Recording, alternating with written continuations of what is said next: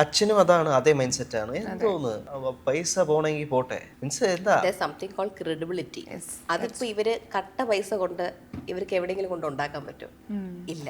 അത് എൻ്റെ ഉണ്ട്, അത് വെച്ച് ഞാൻ പൈസ ഉണ്ടാക്കിക്കോളാം, നഷ്ടപ്പെട്ട തിരിച്ചു പിടിച്ചോളാം. ഇപ്പൊ പോലും എന്താ പറയാ, പുള്ളിക്കാരിയുടെ അച്ഛൻ വന്ന് അവരെ കുറ്റപ്പെടുത്തുന്നില്ല, അവരുടെ പ്രവർത്തിനെയാണ് കുറ്റപ്പെടുത്തുന്നത്. തീർച്ചയായിട്ടും. അവരെന്ത് കാരണം അച്ഛൻ നോക്കുമ്പോൾ അവര് 3 പേരും അച്ഛൻ്റെ മോളാവാനുള്ള പ്രായമുള്ള 3 പേരാ.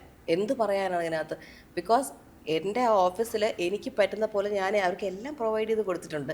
എൻ്റെ ഇപ്പോൾ പ്രഗ്നൻസി ഫംഗ്ഷൻസിനായാലും ഞാൻ പറയാതെ തന്നെ ആ വീഡിയോ ആരൊക്കെ എടുത്ത് കട്ട് ചെയ്ത് പുറത്ത് വിട്ടു. അവരൊക്കെ അതിനകത്തുണ്ടായിരുന്നു ആ ഫംഗ്ഷന്.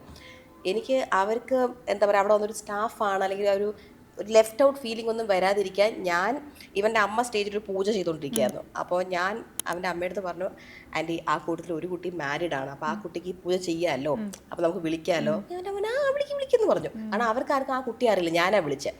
അപ്പോൾ അതിൽ വിനിത എന്ന് പറയുന്ന കുട്ടി മാരീഡ് ആണ്. ഞാൻ സ്റ്റേജിൽ വിളിക്കുന്നു, ആ പൂജയിൽ പങ്കെടുക്കാൻ പറയുന്നു. എനിക്കിപ്പോൾ ആ കുട്ടിയോട് പേഴ്സണലി എന്തെങ്കിലും ജാതിപരമായോ ആ കുട്ടി പറയപ്പെടുത്തിയ ആ സ്റ്റേറ്റ്മെൻറ്റ്സിലേക്ക് എന്തെങ്കിലും ഇഷ്യൂ ഉണ്ടെങ്കിൽ എൻ്റെ കൂടെ ആ പൂജയിൽ ഇത്രയും വലിയൊരു പൂജ നടക്കുക പ്രശ്നത്തിൽ ഞാൻ എന്തിനു സ്റ്റേജ് കയറ്റും?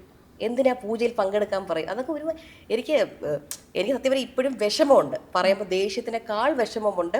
ബിക്കോസ് അവരോട് 3 പേരോട് ഞാൻ ഭയങ്കര ഫ്രണ്ട്ലി ആയിരുന്നു.